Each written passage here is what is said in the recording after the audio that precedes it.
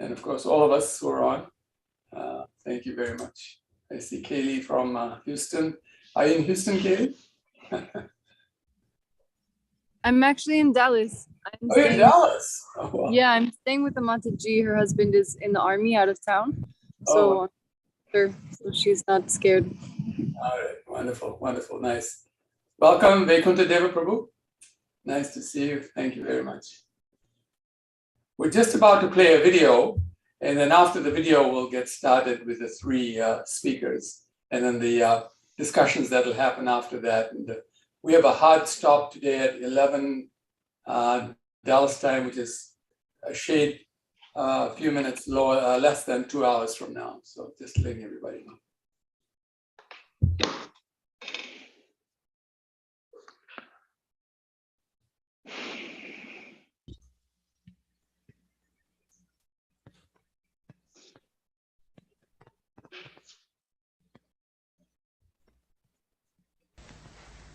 Since we are in the history, I always was very curious to know how Sisi Radha Damodar came on the bus. You know, it is quite interesting. The way is that the deities were originally brought for the Washington Temple, and at that time they were made in Orissa.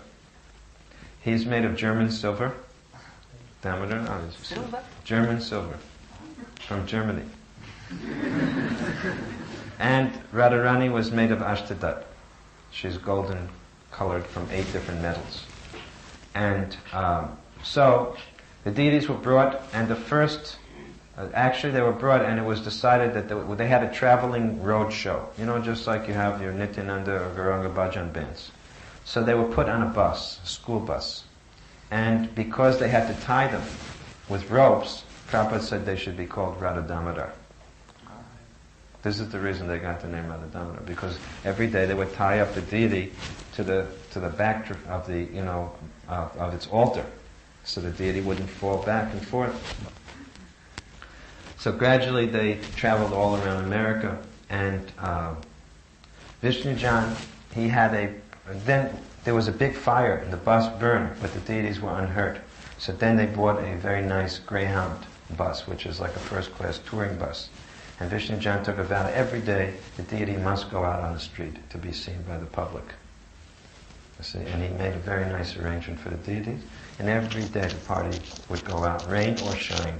He would go with 105 fever, he'd still do the deity worship. You know, he didn't care, he always worshipped them. Very devoted. And there are so many pastimes. People, one time we parked in the campgrounds, and we were doing the arti to the deity. So some campers were there, you know, and they looked through the front of the bus window, and they saw these 2 little children, and we had this fire, you know, going like this, and they called the police that these weird people are torturing 2 children. And the police busted in the bus with their guns, you know, to see what was going on.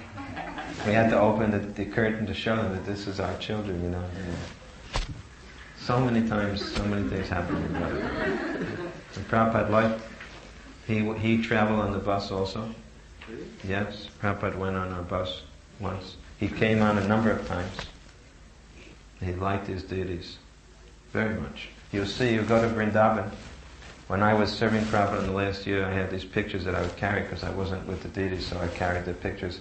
And sometimes I would show Prabhupada, and he had me keep the pictures near him. So if you see in Krishna Balaram house of Prabhupada, next to Prabhupada, you'll see 2 pictures of metal deities that's Radha Damodar. They're the same photos I used to show Prabhupada. Actually, all the photos in Prabhupada's house are the same photos.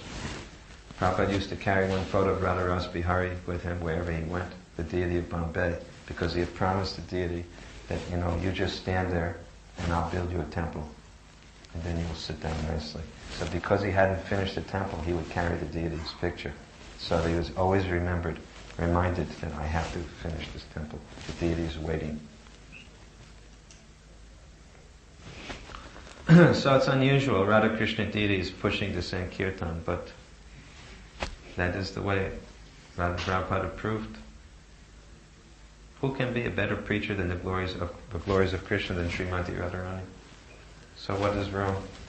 She's the best of all preachers. Krishna can preach to everyone in Bhagavad Gita, but Radharani can preach to Krishna. So she's even a better preacher than Krishna.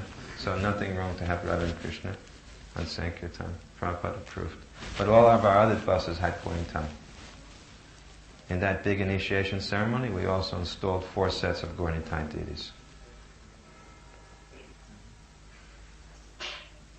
Prabhupada loved it, the Sankirtan army. He was so happy. He saw such a big army.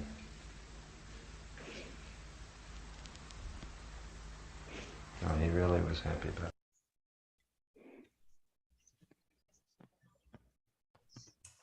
Wonderful. Thank you all very much for attending today's program. Again, Vanchakalpa, Turvishka, Kripasindu, Devacha, Patintanam Pavanebhyo, Namo Namaha. Thank you all so very much. Please forgive me for what I'm wearing. I've got a sty in my eye, and they say that these ties can be contagious if others see. I don't want anybody else catching this tie. So that's why I'm wearing what I'm wearing. Please excuse me for that.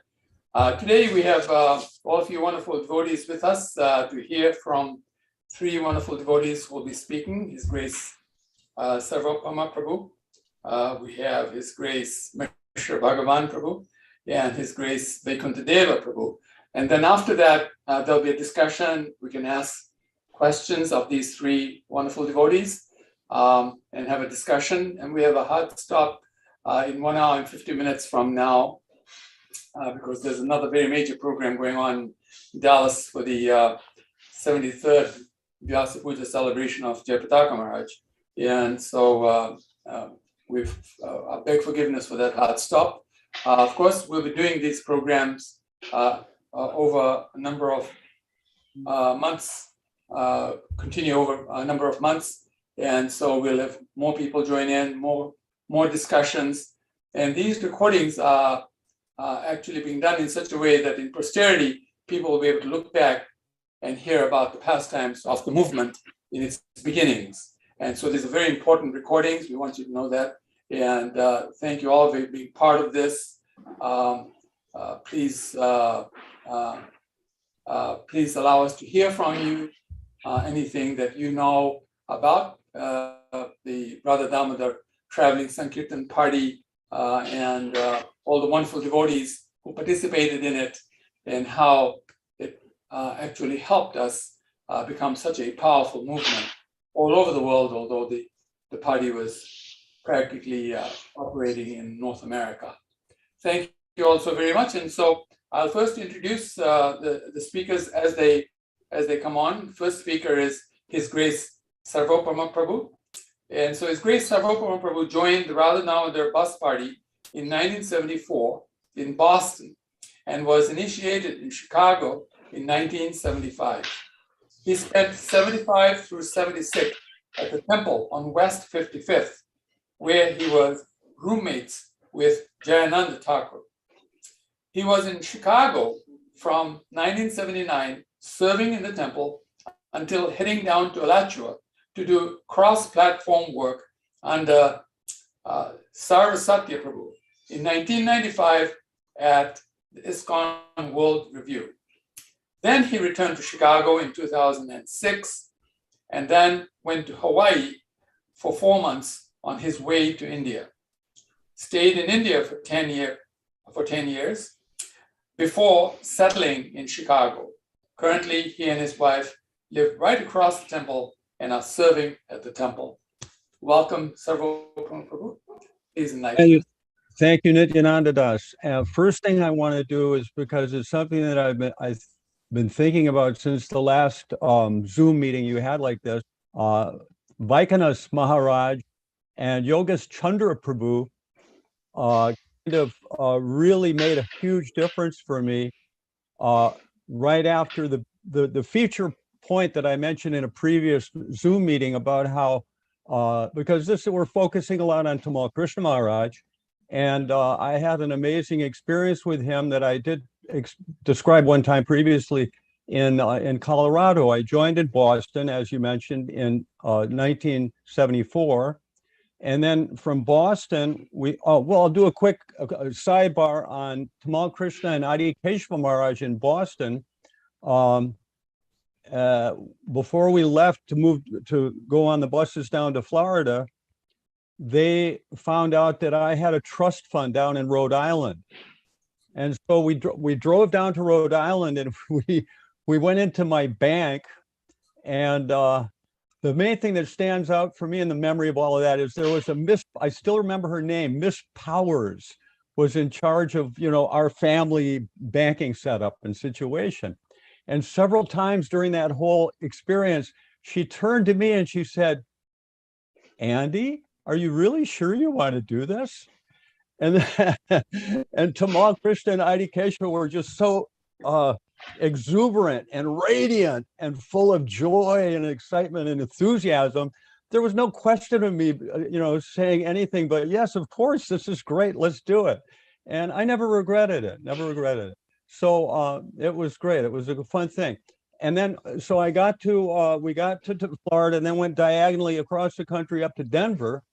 And I was, kind of puffed up and stupid, and from an atheistic, dysfunctional family. I can give you many excuses, but in any case, understandably, a lot of devotees kind of didn't really like me. And that news got around to Tamal Krishna Maharaj. And so by the time we got to Denver, I was called into the office in the Denver temple, and there was Vishnujan Maharaj and Tamal Krishna Maharaj. And Tamal Krishna, the minute I came in, he said, "You're off the party.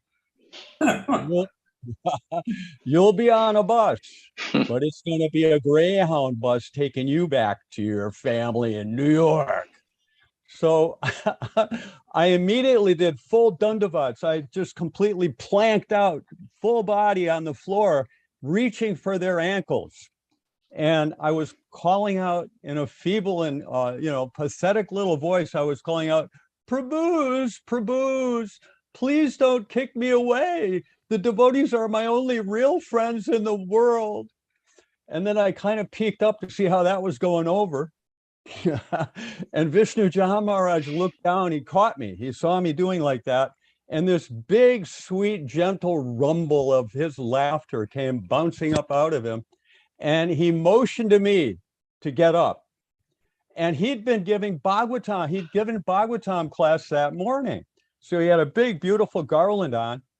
And as I was standing up, he put that garland on me and he said, "We'll give you one more chance."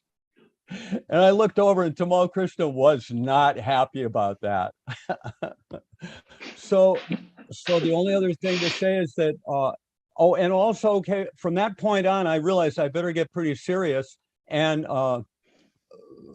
Vaikanas Maharaj, who I knew at the time as Janardhan Prabhu, who was in charge of a van I was on for some time, until I got shifted to Ganapati's van. Whoa. Anyway, but that's a whole nother story. I'm not going to get into that. But in any case, Vaikanas Maharaj and Yogesh Chandra, they said to me, "You're going to do $100 a day." And it took them a while to get me to do it. But I knew I better get serious because I was in hot water, obviously. So they helped me do it. And one day they said, "All right, you did it today." And so, from then on, things got a little bit better because I at least was paying my way. And then I can't think of anything else to say. I first saw Prabhupada in '67, actually, in Golden Gate Park, Hippie Hill. Or actually, that's where I first saw the devotees. In '67, I saw the devotees. And I thought, whoa, what are they? I was like, whoa. I couldn't imagine. I thought they'd gotten off a flying saucer or something.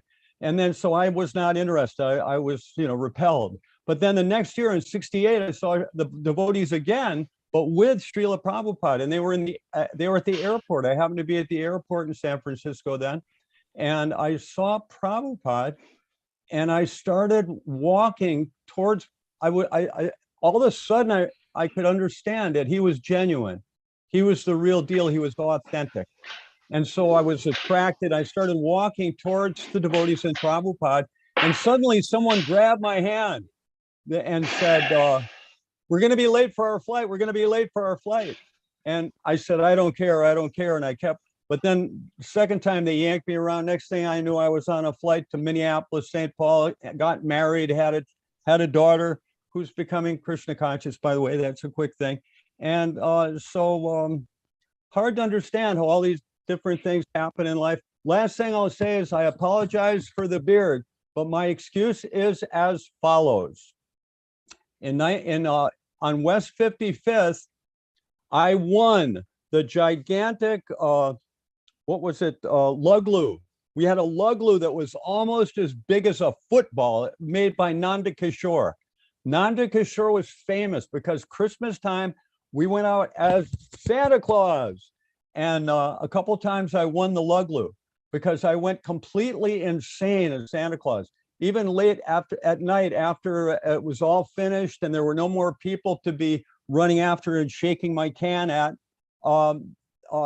still, I was bellowing at the top of my lungs through empty alleys on my way back to West 55th Street. I was bellowing at the top of my lungs, ho, ho, ho.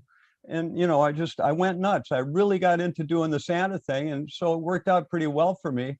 And quick last thing, there was a devotee named Bhakta Lance, and Tamal Krishna Maharaj, he did two things that were amazing. He felt sorry for me when I came in off of a year out on the road I was burnt out to the max. And that's why he put me with Jayananda Thakur as roommates. And then the other thing he did that was really nice, he organized that a devotee who had a car, he joined with his car, Bhakta Lance.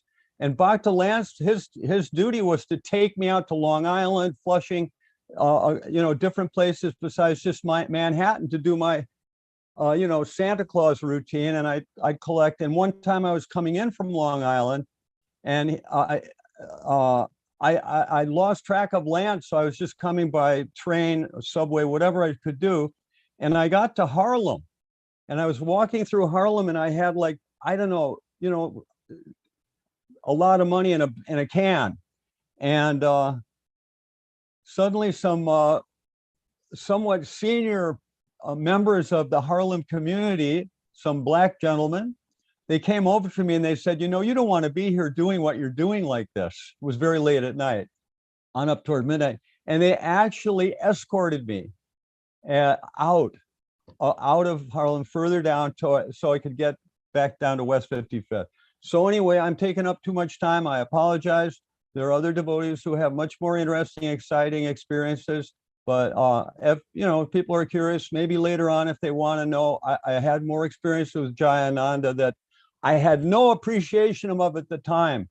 But now, 50 years later, I'm beginning to understand that was like an incredible, great gift and a benediction that was given to me by Tamal Krishna Maharaj. And I'm eternally grateful to him for having given me that amazing opportunity to spend so much time. Also traveling up to some county fairs on the International Health Food Cuisine program, where Jayananda was like, he had me cooking.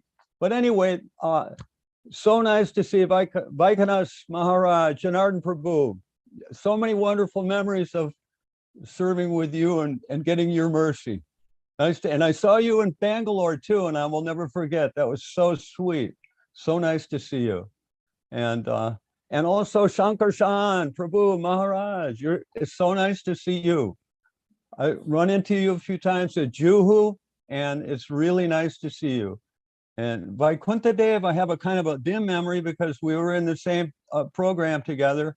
So it's really nice. Oh, and Maheshwara, hey, he let me help him build the Roth cart in Mumbai. Remember, way back when?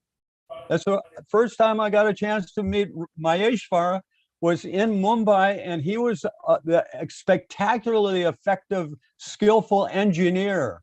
And I tagged along with him and got a chance to see how he put together the Roth cart for Mumbai. It was really amazing. So it's wonderful to see him. So I'm so happy to be here, and that's it. As I say, I'm talking too much, but like to stick around in case anyone has any questions, and I'm sure I'll have questions because I'm looking and so many amazing devotees are here, and I'm happy to see you. Hare Krishna. I don't know Gauranga, but I'm excited to hear what he'll say. Hare Krishna. Hare Krishna, Sarvopam Prabhu. That was very nice. No, you did not speak too long at all. Thank you very, very much for your wonderful insights. And so now I'll ask His Grace Vaikuntha Deva Prabhu to speak. And before you speak, Prabhu, I'll just introduce you. His Grace Vaikuntha Deva Prabhu was introduced to Krishna consciousness in 1973 at the age of 17. During that time, he studied Srila Prabhupada's Bhagavad Gita and began visiting the temple on Henry Street in Brooklyn, New York, by hitchhiking 120 miles each direction from his home on the eastern end of Long Island. He joined ISKCON in January 1976, immediately after the acquisition of the 55th Street Temple in Manhattan. During that time, he served in many different capacities, including as personal servant and driver to Tamal Krishna Goswami, working on the inaugural New York Rath Yatra construction crew with His Grace Jayananda Prabhu, eventually becoming a driver for Radha Damodar traveling Sankirtan party in November of 1976. After living in the temple in his late teens through his mid-20s, he traveled extensively and delved deeply into personal growth and healing work. For the past 25 years, he has run a San Diego-based non-profit organization that supports ISKCON, as well as 3 Bhakti Yoga ashrams and sustainable farm communities. Odaria Ashram in Philo, California, Saragrahi, I'm hoping I pronounced this right, Saragrahi near Asheville, North Carolina, and Madhuvan in the Guanacaste region, again, of Costa Rica. Again, he'll pronounce this correctly. He is an author, spiritual counselor, and senior staffer with the Mankind Project, as well as a mentor with the Boys to Men Mentoring, with the Boys to Men Mentoring Network. He currently lives in, again, I hope I pronounced this right, Encinitas, California, where he hosts devotional programs at his home temple. Welcome, Vaikuntha Deva Prabhu. Please. Hare Krishna. Vancha kalpatarubhyascha kripasindubhyevacha patitanam pavanebhyo vaishnavebhyo namo namaha. Thank you so much for inviting me. This is really quite an honor. And I made a lot of notes. And although this is going to be different, I've heard from so many exalted Sankirtan devotees. And this is going to be more from the perspective of a driver. And the drivers for Radha Damodar were, the party, were in charge of all the logistics, as well as handling a lot of the day-to-day support systems for the crew that stayed back and getting the locations where we would stay every night, as well as getting the bus from one place to another. And back when I was still living at home, when I was in my late teens, I was reading Back to Godhead magazine. I was studying Bhagavad Gita, and I saw the ad for the bus party. And I saw the pictures of the 3 buses lined up with Srila Prabhupada and all the devotees, and I thought, that's what I want to do. I knew it. I just wanted to drive one of those buses. I love driving vehicles, so I thought, that's what I want to do. And when I joined in New York, it was such a dynamic place. I had been hitchhiking to Brooklyn, and then unexpectedly, they moved. And I had finally convinced a friend of mine to accompany me on one of these hitchhiking journeys, which took about 6 hours each way. And it was a really bitter cold winter day in December. And he kept saying, we should call. And I said, no, it's Sunday. They do this every week. Don't worry. And we got there, and the temple was pitch black. There was Doors were locked. Nobody was there. I peered in the windows, no sign. And then I didn't even want to look at my friend because I was quite sure that he was just going to murder me. It was starting to drizzle. It was twilight. And after about 5 minutes of just staring at this place, we turned on our heels to leave, and the door opened and a devotee walked out. And I said, Prabhu, what happened? What happened? He goes, oh, we have a new building in Manhattan. I'm going there now. Do you want to come? And I said, yeah. So we took the subway over, and that night they installed Radha Govinda on the altar with the Abhishek, and it was quite a auspicious night to first see that building. So I thought, I better join because they're trying to ditch me, and I better join now so within a couple of weeks I joined the temple, and it was such a dramatically different experience than what I expected.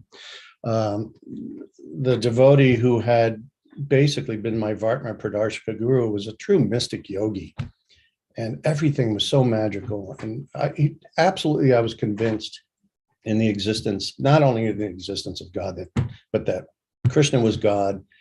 And, I remember reading Easy Journey to Other Planets and seeing the picture of the yogi on the front. I'm like, I want to be that guy. That's the guy I want to be. So I joined the 55th Street Temple in early January. And the first day I'm in the kitchen and scrubbing pots. And I'm like, doesn't look like the guy on the cover of Easy Journey to Other Planets. This is very different. But gradually, I began to realize that we had 300 devotees there, and almost all brahmacharis. There were always about 8 or 10 sannyasis, only perhaps a half a dozen or a dozen grihastas. So it was a very brahmachari, sannyasi-oriented temple, which meant, and especially in those days, book distribution. And I was an absolutely miserable Sankirtan devotee. And I wasn't particularly surrendered, except to a very few devotees. And there were always a lot of sannyasis. So I always looked forward to Bhagavatam class because it was a different sannyasi giving class. And I especially looked forward to it when Srila Tamal Krishna Maharaj gave class. And I was immediately drawn to him. And all of the devotees there were a lot of crazy people there too. And my mind was always disturbed. And Gaur Hari Prabhu, who I think he lived at the Morning Star Ranch with Tamal Krishna Maharaj and Vishnu John before they joined. He was one of my mentors and guides. He was actually the one that told me, you're moving in, you're ready. And I just surrendered to that. But he used to call me Mr. P for passion. And but I could get stuff done. I wasn't very good at Sankirtan. I went out with incense or something. I think I collected 50 cents or it was terrible. And I was reasonably competent. So they kept me around for that. But every time I saw Tamal Krishna Maharaj, I would badger him, get me on a bus, get me on a bus. I want to drive a bus. I want to drive a bus. And he kept, pacifying me. Oh, okay, but because the temple was so incredibly dynamic during that period, Prabhupada was coming in July, and we had so much to do. And they kept moving me around to different services. And, Maheshwar Prabhu, I enjoyed working on the altar with him. He was, like Sarvopam Prabhu said, he was an amazing engineer, and he should be speaking here because he was also on Radha Damodar. Radha Damodar captured him.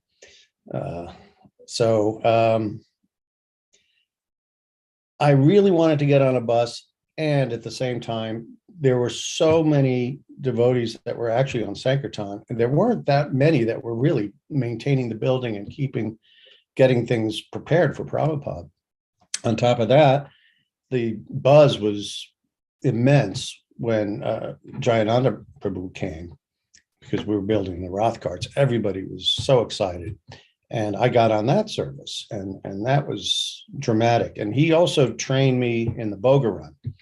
And I think they saw that this boy is so disturbed that we have to put him with somebody who's really advanced, somebody who can help him calm his mind. And Jayananda Prabhu was the epitome of that. And I have actually quite a few Jayananda stories that I could tell, but he really exemplified for me the authentic servant leader. He led by his example, he led with his humility, and he was always exceedingly kind. And he obviously had patience if he was working with me. So the one story I will mention about Jayananda Prabhu is when we were building the Roth carts in the very early part of the construction. We were working at the Tiffany Street warehouse, building the under chassis and the wheels. And this was before we started building the superstructure out at the rail yards. And at one point, he had a mishap with a skill saw and he sliced his thigh open. I mean, it was horrendous. We were all mortified and we tourniqueted it. And I drove him to the hospital. We had a little bread truck. Somebody had written in Bhakta Prabhu on the front of it, a little brown red truck. Praboo. And I drove him, and he was in immense pain, but he wasn't complaining about his pain.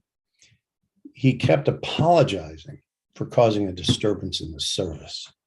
He was like, Prabhu, please forgive me. I created this terrible disturbance in the service. That was his regret. And so that speaks to Jayananda's amazing humility and his incredible dedication to Prabhupada. So again, I think they paired me with him, and I've heard so many devotees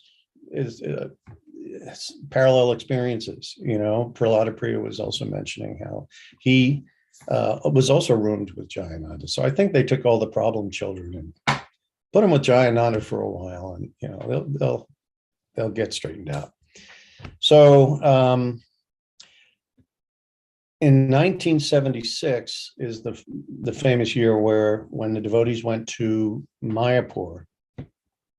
Tamal Krishna Maharaj was assigned to go to China. And Drishtadyumna was his protege. At Drishtadyumna, he came back a Swami. I met him when he was a brahmachari, and we immediately locked horns. It wasn't pretty. We were instantly, we had animosity immediately. And that was my only experience of him. And then he goes, I'm going to Mayapur to take sannyas. I said, oh, good. Okay, well, that's renunciation. So you can renounce that. I'm going to do what you tell me to do because I'm not doing it. And that was the kind of relationship. Like I said, I was very insolent. So he came back, and I was assigned to be Tamal Krishna Maharaj's driver and personal servant. And I was thrilled with the service. I was a little concerned because, wherever he went, Drishtadyumna was with him, and I was going to be taking them all over. They were going to be going to get the suits and the wigs and the supplies for their trip to China. And I was driving them everywhere. And Tamal Krishna Maharaj was always incredibly kind to me. He never chastised me, which I was shocked. I knew the reputation, but he was merciless with Drishtadyumna Swami, and in front of me, which just made it worse for me in some ways. But he was always exceedingly kind. He must have known that I was just too fragile, and I would have just left. I had a habit of just leaving when things got too much. So taking them around and having different experiences with them was just a delight. One time, it was after Balaram's appearance day, and the feasts in New York for Balaram's appearance day were always over the top, honey and everything. And of course, it's pretty hard to stay awake after consuming that much honey.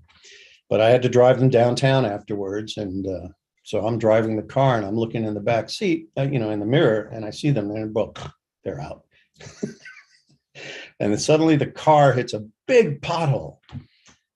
And Tamal Krishna Maharaj woke up and looked over and he saw Drishtadyumna sleeping. He was like, "You were sleeping, Drishtadyumna?" He goes, "Oh, Maharaj, no, I was just resting my eyes." And he just blasted him for sleeping. And I was in ecstasy. It was like, this is such a great Leela that I'm getting to witness. And even through the rearview mirror, it was wonderful.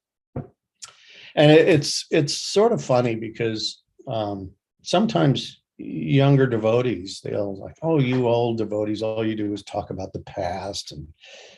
And what I realized about that is because our service was connected to Srila Prabhupada and Srila Prabhupada was connected to Krishna, those experiences are ever fresh, just like Krishna Leela is ever fresh. Prabhupada was directly via media to Krishna. And when we were in that spirit of service, and that I believe is the only reason we could do as much as we did in the short time that we did, it was miraculous what got done in that temple. We were doing these crazy services. So anyway, I had a lot of pretty funny experiences with them. And then eventually, after we did the Rath Yatra and all of that, in November of that year, I got my wish and they flew me to North Carolina with Drishtadyumna Maharaj right next to me. We actually were friendly, but we were both so passionate that, the friendship could become, it could turn like that, but we were overall, we were friendly. And we drove, and I was to be trained as Tripurari Maharaj's driver and his bus. And the man they had driving that bus at the time was a former Vietnam vet. I don't know where he is now, but his name was Gokula Das, and his nickname was Wrong Way Gokul. And I could tell right away he drove the bus the wrong way. He had this strange form of dyslexia where he was always getting lost. And not only that, but he couldn't even determine whether he was going uphill or downhill. And that led to some really dangerous experiences. But, he would grind the gears mercilessly between shifts. And I'm like, oh my God, this is just, I'm mechanically sympathetic, so it would be like, and he's training me. This doesn't work. But one day we were coming back from Knoxville. We had visited Jim Champion, who was he was a champion of the movement, and our bus party was visiting there in Tennessee. And it was this winter of 76 to 77 was the coldest winter on record in like 50 years in the Midwest.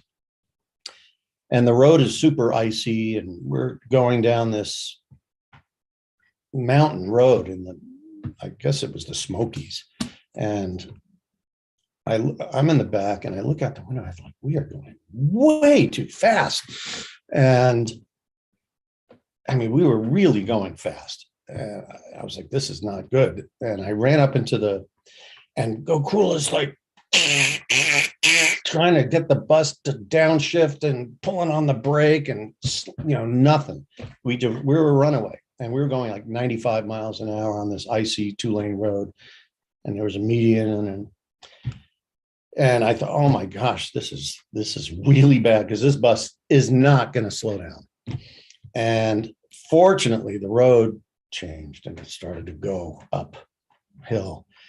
And we got it pulled over into the snow, and all these brahmacharis rushed out.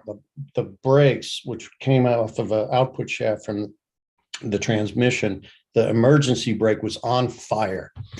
And so all the devotees were taking snow and throwing it onto the emergency brake, and we eventually got the fire put out. But that was like, just one of the experiences of being a driver for Radha. So, I mean, what I realized very quickly, and then we got a preaching center. in out in a suburb of Cincinnati, Cheviot Hills. And it was a college area. But again, it was so cold, this house, and the Ohio River had frozen solid. They couldn't get the barges with the heating oil through. It was 20 below every day for weeks. And the house that we were living in, all the houses ran out of heat. Now I was kind of used to that because in New York Temple, we barely ever had heat anyway. So, but it was so cold that, you know, as soon as you stepped outside, my nose would run and it would freeze like instantly. And the vehicles, we were running 100% antifreeze, and that was freezing. And, you know, I even tried to change the oil. I didn't start the car. I just opened the drain plug and nothing came out. It was just, everything was frigid. And the linoleum tiles in the house were curling up at the edges. So there were these sharp, brittle linoleum tiles that were all curled up. And the only way we could get water, we had to chisel the frozen snow outside. We had a gas stove and we could put that in a pot and we could gradually heat the water up enough to pour it on the pipes. We did that several times and eventually we could get water out. But all the brahmacharis shivering in their gumshoes, waiting online to take a shower in the morning. And we had to go through all these austerities. I remember thinking, well, if austerity is the wealth of the Brahmins, we're all millionaires, you know, because this is pretty austere. But even with ice cold water, there was so much steam coming up because the air was even colder. So, and that was in the house. So this went on for weeks. And then they moved me to Louisville. And there were two devotees there. And they sent me to go pick up a van. It was in a parking lot, and this was during the Christmas marathon. So I had to go to the mall at 9 o'clock or by 9 o'clock and pick them up. And in those days, no nav, no cell phones, you know, everything. We got everywhere with directions and a map somehow or other. I can't do that today now. Everyone's totally dependent on their devices. So I got to the van. It was bitter cold at night. And this van had 3 windows that were missing and the heater didn't work. And I drove around for 2.5 hours all around this mall looking for them. Couldn't find them. Finally got back to the place in Louisville. There they were. They were happy in this giant Victorian house. And it was warm in there, so that was nice. But there were just 3 of us. So I stayed back, I did the cooking and whatever, and they went out on Sankirtan every day. So eventually, a few more devotees started coming, and Giridhari Das, who's now Giridhari Swami, I believe he's the GBC for Hong Kong, or was for a while, he started training me the right way to drive a bus. And I was like, oh, okay, I get it. Yeah, we can totally shift this thing with no problems. But it was still pretty austere there. And then they sent Suradas. Now, I don't know if I should even say this, but Suradas has also a reputation for really being heavy. And he was at his most tyrannical during that period. And he would have us eat havisha every morning, which is just no salt, no butter, absolutely, you know, no ghee or anything like that. It was beans, potatoes, and rice, no seasonings. And apparently it's something that the gopis eat to try to attract Krishna.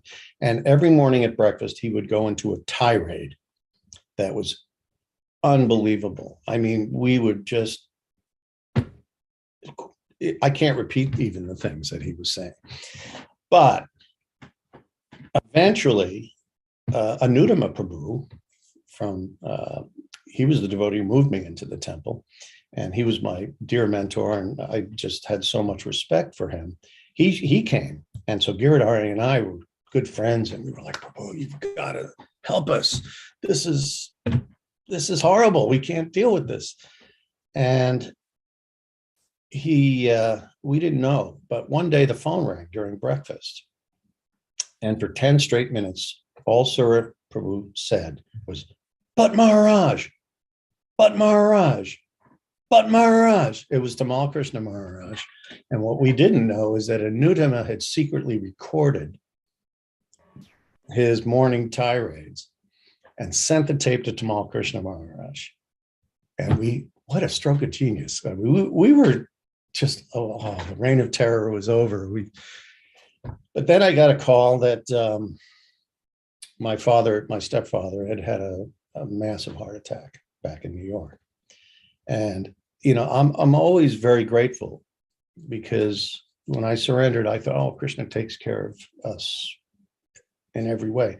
But the temple authorities in New York were not specifically attentive to those kinds of things.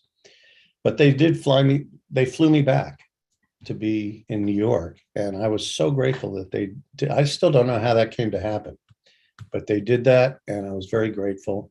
And my father passed away just less than a month later. But they put me to work in the Radha Damodar bus garage where we were building the buses. And that was just and I knew right away, I said, being on Radha Damodar, this is like the special forces. We're like the special forces of the whole movement. And when we visited temples, it just seemed like, the devotees would complain, oh, there just wasn't enough ghee in the, and the Garanga potatoes. We were looking at each other like, we actually kind of felt a little bit, I've heard Brahma called us the Orange Berets, but it was really like that. We were doing the most, experiencing the most austerity in order to distribute Prabhupada's book. So the bus was the mothership, and then we had 3 to 5 vans per bus. So in June of that year, they put me on a bus as the driver for Gopi Jana Vallabha Prabhu. And we toured all around the Midwest. I don't know how much time I have left here, but I guess I'm not even looking at my notes. And that was, I'm sorry? 5 minutes would be fine. Okay. Well, we toured around the Midwest, and I adored Gopi. He was just to me, he reminded me of Jayananda and his humility and his leadership. And we had the craziest crew. And we also had, and I believe Indra Prabhu was on our bus, as well as, I know there are others that I'm forgetting, so forgive me. But we went around all the Midwest in the summer. And one of the places we went to, we parked in the back of a series of buildings, and we camped every night behind. It was a gospel church. It was one of these revival gospels where, they would assemble at 9 o'clock, and they would have their big revivals, and with the music and these black folks were so joyful, and we would bring them prasadam. These skinny white boys would come in with prasadam, and they loved us. And we had such a cordial relationship with them. And that was so charming. But for the most part, that bus was impossible to drive. It had no power steering. It was supposed to, but it didn't. The radius rods were broken, so it would go down the road like a crab. The back of the bus was 2 feet to the left of the front. The clutch was so stiff, I had to stand on it. And then on top of everything, the throttle cable, even though I tried lubricating it, and then it would just give away all at once. So the bus would lurch, and I'd hear all this clanging and banging in the kitchen in the back. And I got that. I couldn't help it. It was just like, it's like we either go at 0 miles an hour or we lurch. And I particularly remember going down one road where it was a construction zone, and there were sawhorses on both sides, and I'm going straight down the middle, and I hear all this commotion coming from the back of the bus. It was just me and the Pujari and Mahadev. And the bus is taking out the sawhorses, the back of the bus. I was going right down the middle, but the back of the bus was not going to bang, bang, bang. They're flying off into the weeds.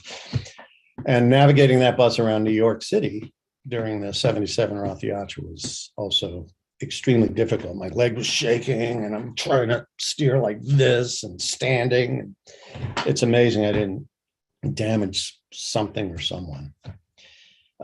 So these are a couple of the, austerities that we had to deal with as drivers. The other thing that was bizarre was going to campgrounds in the Midwest. I would always find the most remote part of the campground. And we would start I would say, okay, close all the windows in the middle of the summer. So it was very hot and humid, even at 4:30 in the morning. I'd close all the windows. Okay, we got to be quiet. We got to be quiet. There's people sleeping here. And that lasted about a minute. And within 2 minutes, all the windows are wide open. Bang, the kirtan is just roaring. I ran out to see how loud it was, and the whole bus is bouncing, and the bus is dancing. And then we got chased out of more than one campground at the end of a shotgun. These guys would come to the door, and it was like, I think you boys better leave. And that happened more than once. And I remember thinking to myself, wow, we're being persecuted just like Jesus. So I said, this has got to be authentic because we're being persecuted, And but it was just, just trying to keep the vans together and all those things together. It was challenging.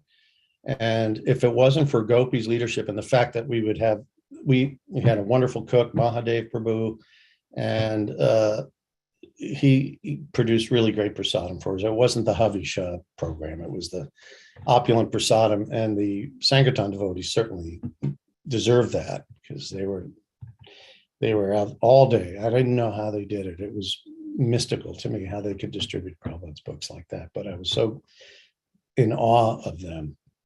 And of course, the Glove Jamun eating contests that every Sunday we'd have a Glove Jamun eating contest. So I don't know what the long-term health ramifications of that were, but in our early 20s, we could do anything. So anyway, I've talked enough.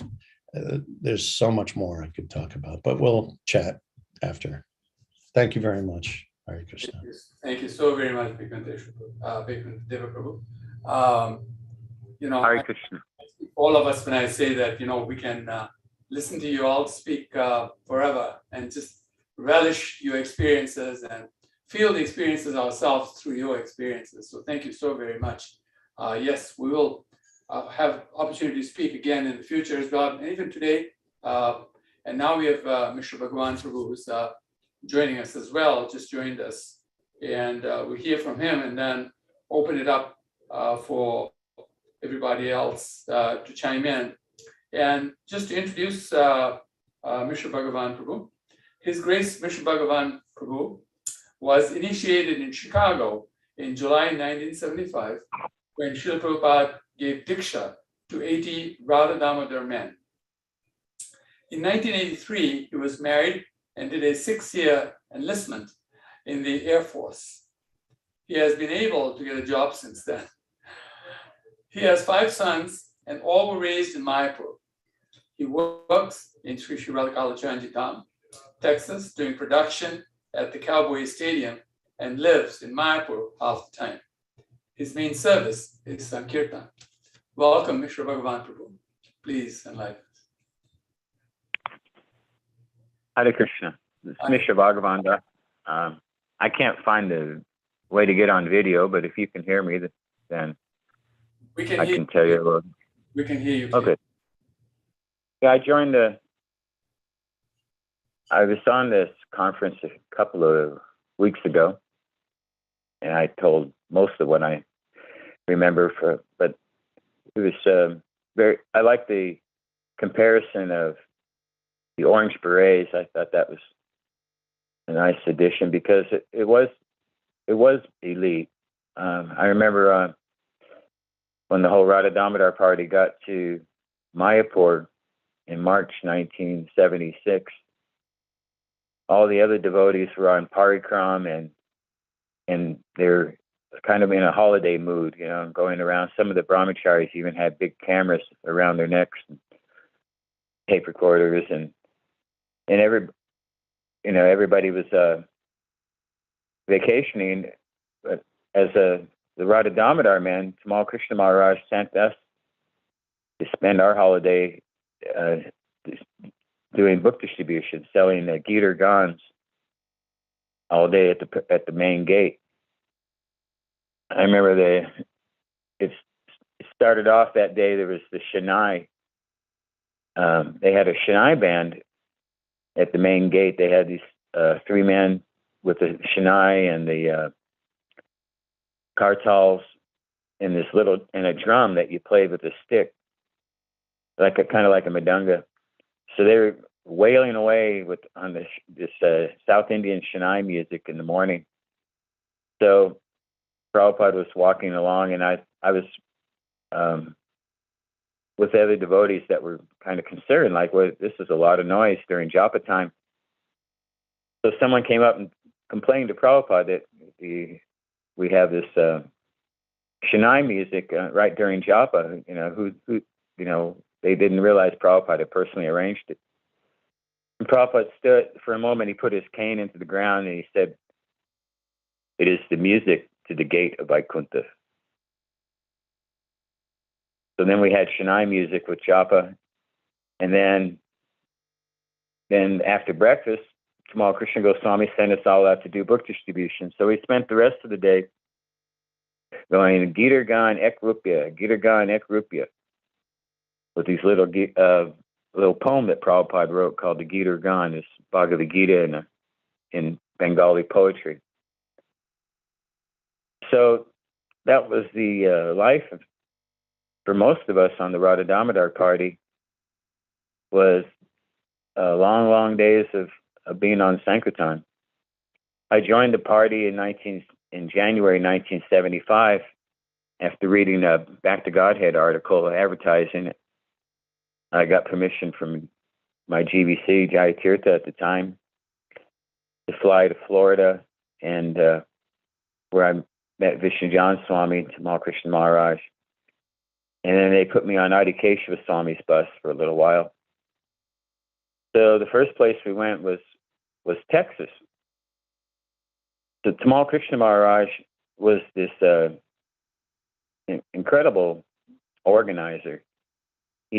When I joined the party, there was 3 buses. They had a picture in Fort Lauderdale of the 3 buses with Tamal Krishna Maharaj and all the men in front of them. And that was a couple weeks before I met them. Then when I got there to Gainesville on January 15th, 1975, Vishnu John Swami was on the front porch, or the front lawn of the Gainesville temple, with his whole ensemble, with the sitar, Esaraj, all of his whole band was playing the Radha Damodar Bhajan band. And then the next morning, was Monday morning, Tamal Krishna Maharaj arranged where everybody was going to do. So then we went in different directions. So at this point, there was 3 buses and a number of vans. And things were moving pretty fast. That was January 1975. By July, we had 5 buses, 4 Greyhound buses, and Tripurari Swami merged with his party with the Radha Damodar party, which he had this blue school bus. So they didn't think that was picturesque enough, so they wasn't included in the 4 buses with Srila Prabhupada at the picture we took at the university in Chicago in 1975. By that time, it was 140 men, so we couldn't fit everybody in one room. In February 1975 is when we all went to see Srila Prabhupada in Atlanta and New Panihati Dham. That was an incredible festival that weekend. It was Srila Bhaktisiddhanta Saraswati's appearance day.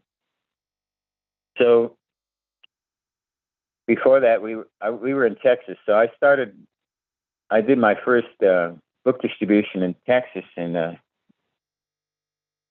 January 1975, and then for a month they dropped me off in downtown Houston. And Maheshwar, he wrote us a couple little lines so that we could speak some Spanish. Because now we were in Mexico, Texas is actually Mexico. It's just occupied by America. So most people spoke Spanish, especially in Houston. So Maheshwar taught us that you say, "Por los niños pobres, un poquito dinero, por favor," which was, for the poor children, please give a donation. And with that, that's all the Spanish we knew. So we give them incense, and then we ask for the donation, give back to Godhead magazines. We didn't have any Spanish books back then, but the Back to Godhead had a lot of good colored pictures in it. So it was long days in book distribution. We had one meal a day. We started off with grits, and then Tamal Krishna Maharaj came up with the menus, the sabji and Krishan Swami nectar and salad during the summer, and then halava, hot milk, and same sabji during the winter.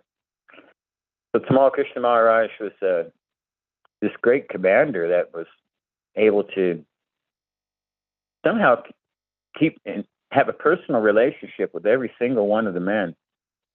It never got so big that it became impersonal. Tamal Krishna Maharaj was always in touch, and he would travel from one bus to another.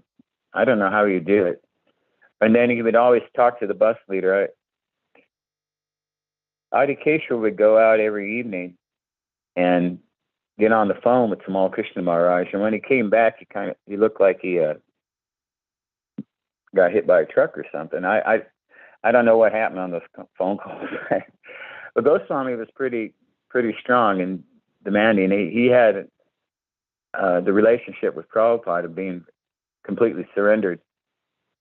I think if we know the story with how they were looking for someone to Narada Muni was looking for someone to cure Krishna's headache, and everybody wouldn't give the dust. Krishna said, "I need the dust from the devotee's feet to cure my headache." So Narada Muni went around, and he finally found the gopis who were willing to give the dust because they were willing to do anything for Krishna. Tamal Krishna Maharaj had that relationship with Srila Prabhupada. One time, I told Goswami that it wasn't my nature to do book distribution, that I should act according to my nature. Krishna says that there's no use in repressing your nature. So Goswami turned that around and said, "No, what you think is your nature is just the modes of material nature acting on you. Your real nature is that you do whatever Krishna wants you to do. Because you're a spirit soul, you're part and parcel of Krishna, and that's your real nature." So that's how he operated. He was just a servant of Srila Prabhupada, whatever Srila Prabhupada wanted him to do. So he built up this huge army of brahmacharis with, like I said, by July 1975, it was 5 buses and maybe 20 vans, the men all over the country.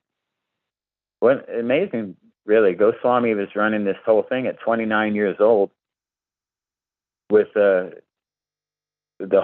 he had a map, and he had the whole country. He had devotees doing book distribution and all over. And he kept track of it by telephone calls. And he was constantly in touch with Srila Prabhupada. And Srila Prabhupada was really pleased with the results, and he was always giving his blessings. The Radha Damodar party in Chicago, he installed the deities so that we would all have deities on each bus.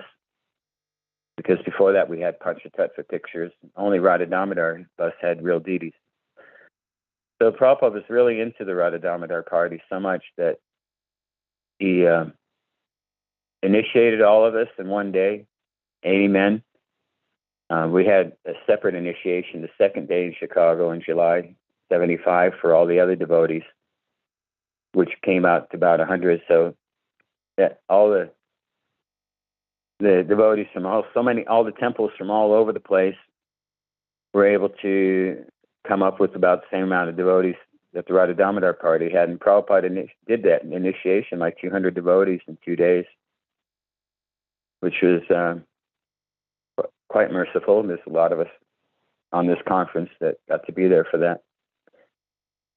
So Tamal Krishna Maharaj was the supreme commander, and he was Prabhupada's right-hand man. I think that's what was really impressive was seeing Tamal Krishna Goswami's relationship with Srila Prabhupada, kind of like Lord Chaitanya and Swarup Damodar Goswami. Prabhupada, like when Prabhupada would go somewhere, he would say, we should go to Japan, or like in 1971, Prabhupada wanted to leave America and go somewhere. And when Prabhupada thought of going somewhere, he naturally thought him and Tamal Krishna Goswami would be going somewhere. So Goswami was at Prabhupada's side all the way up until, for 4 years throughout India. And then we know that he was told by Prabhupada to come back to India. And then Prabhupada said that you can stay if your preaching has good results. And so Tamal Krishna Maharaj would bring the men in, introduce us directly to Prabhupada.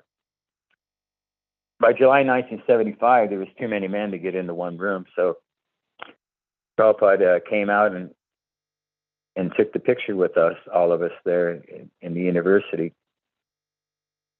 So Tamal Krishna Goswami was this great Sankirtan general, and he was Prabhupada's right-hand man, and he had constant correspondence with Srila Prabhupada, and he was always, his whole life was just dedicated to the service of the spiritual master. And we were allowed to be in on it. It was merciful because Prabhupada gave us some mercy. When we saw him in Atlanta, he said that, I'm always thinking of you boys in the band. And I was thinking, well, there's not really vans in India, So Prabhupada was thinking, he learned about what vans were and how we were traveling around. He knew all about it. And then in January 1976, Srila Prabhupada, on top of everything else he was doing, Prabhupada asked Tamal Krishna Goswami to build the long building in Mayapur. He said that he wanted it done by Gaur Purnima. So Tamal Krishna Maharaj, he didn't even tell us that he had this new assignment. He just made it happen. And by March 1976, that long building was built. It wasn't completely done, but it was good. It was built enough so that devotees could stay there during the Mayapur festival. And like I said, Srila Prabhupada put a lot of pressure on Tamal Krishna Maharaj. He didn't even say, try to do it, or he just said that you need to get this done. You have to have this building done in 3 months. On top of book distributing all those books and all the money that was going into the BBT. So that was Tamal Krishna Goswami, the direct right-hand man of His Divine Grace A.C. Bhaktivedanta Swami Srila Prabhupada.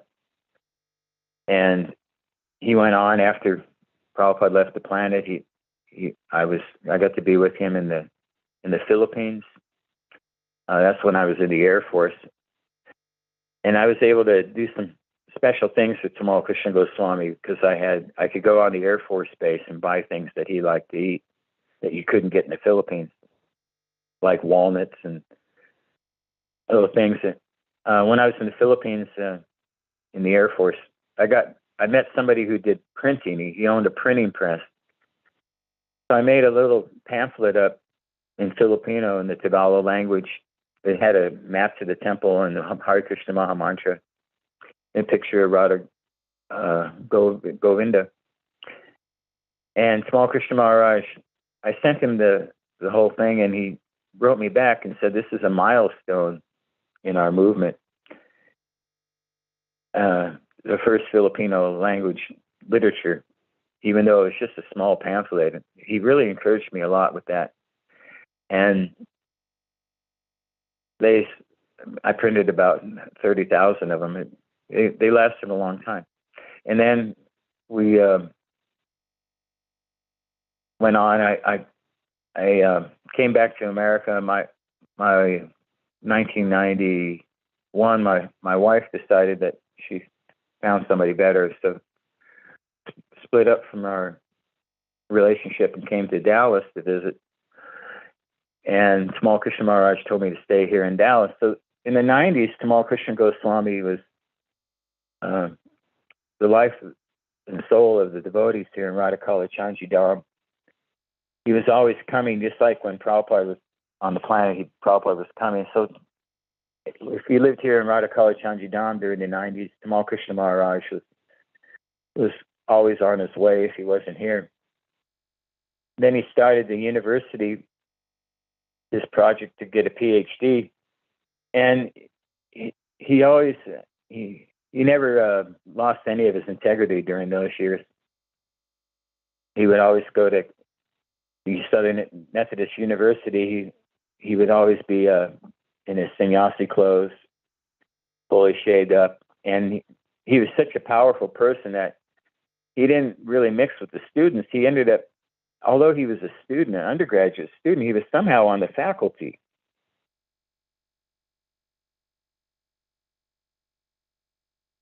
And he would bring all the university professors to Radhakala Chanji's restaurant and have them, and he was always hanging out with the faculty. His best friend was this Professor Cleaver at the university.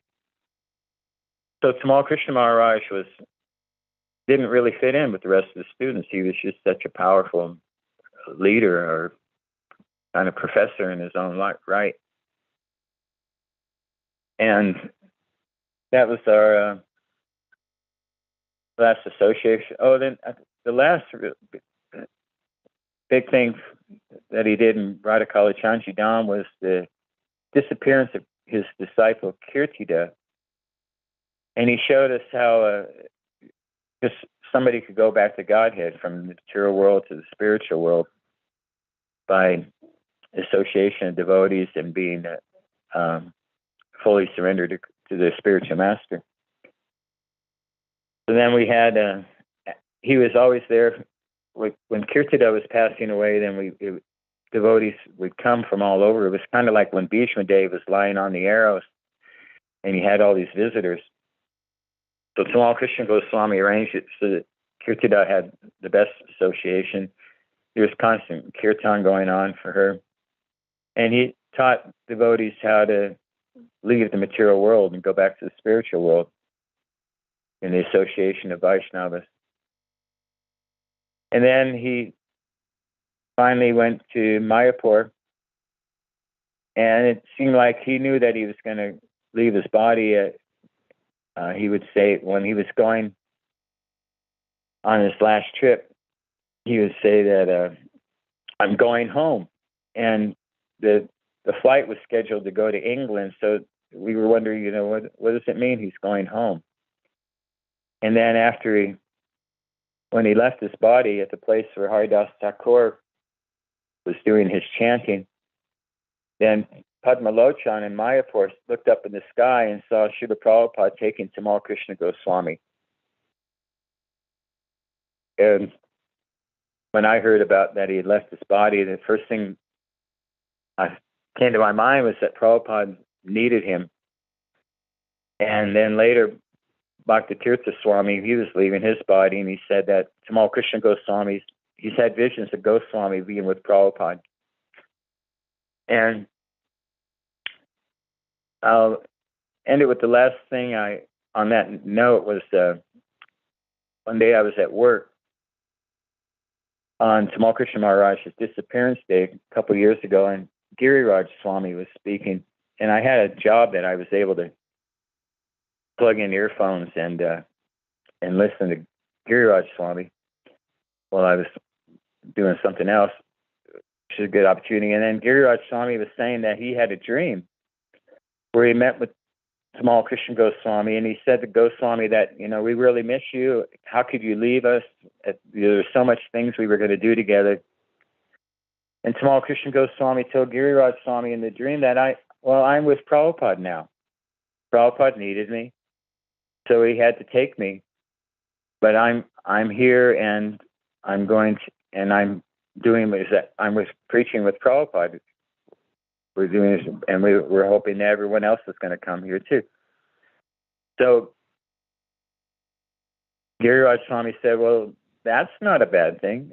That's a good thing. You're there with Prabhupada now." So Tamal Krishna Maharaj is, I would dare say, like an eternal associate of His Divine Grace, A.C. Bhaktivedanta Swami Srila Prabhupada, and Prabhupada, wherever Prabhupada's preaching and serving Lord Chaitanya, and Tamal Krishna Goswami is also there.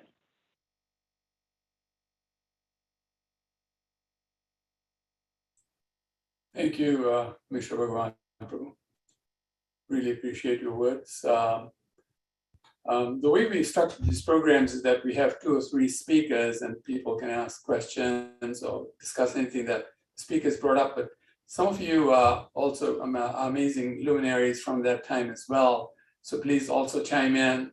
And also, please send your contact details to Shabir Prabhu. She can actually, or Jeshwari, you'll see the name, or Jeshwari TKG, and Shabir as her name is Savior.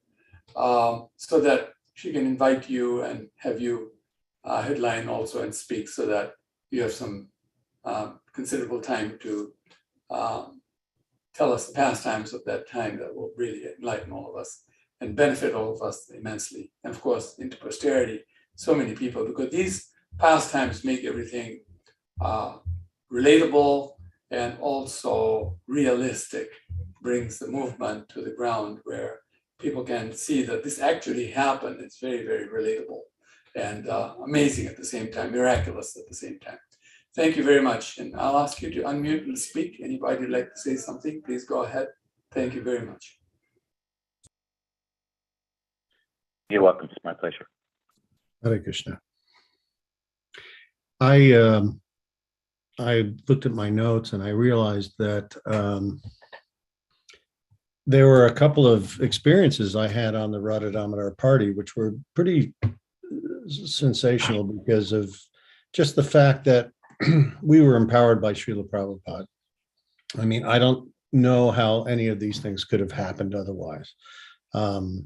At one point on Gopi's bus in the summer, we needed to get books, and the books were being stored in Louisville. And I was in Kalamazoo, Michigan. So that's about a 600-mile trip. And I drove the bus from Kalamazoo, Michigan to Louisville, Kentucky, 600 miles. When I got there, I loaded the entire bays of the bus with books and the entire temple room of the bus with books, which meant that bus was completely loaded. These boxes were extremely heavy. And I did it all by myself. I had no help. So that bus was completely loaded down and then drove back in the same day. So I drove over 1,200 miles and then had all this work in between. And I was literally hallucinating when I don't know how the bus got back to Kalamazoo, because I got back late at night. It was, 600 miles, load the bays of the bus, load the temple room, and then drive back all in one day. And I think Krishna must have taken charge of the bus because I was seeing double and triple, but I wouldn't stop because I was determined I had to carry out my duty. And that was the kinds of things that we could achieve by Srila Prabhupada. And a lot of it was Tamal Krishna Maharaj's grace.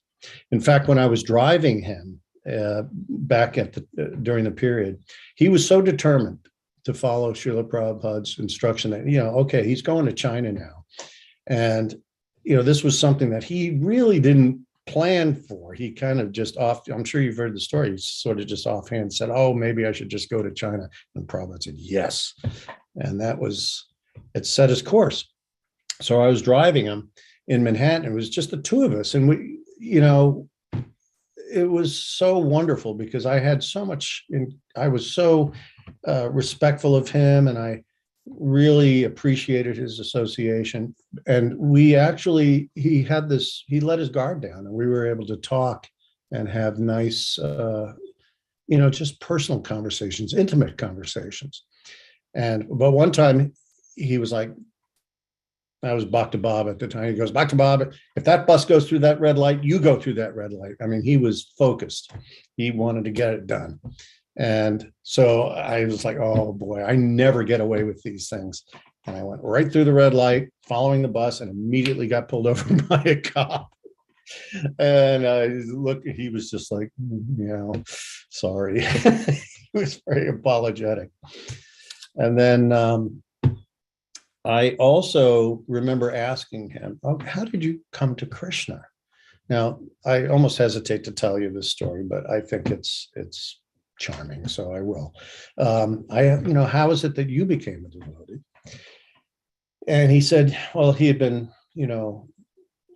contemplating the philosophy. And he said one night when he was in San Francisco, he had taken some LSD.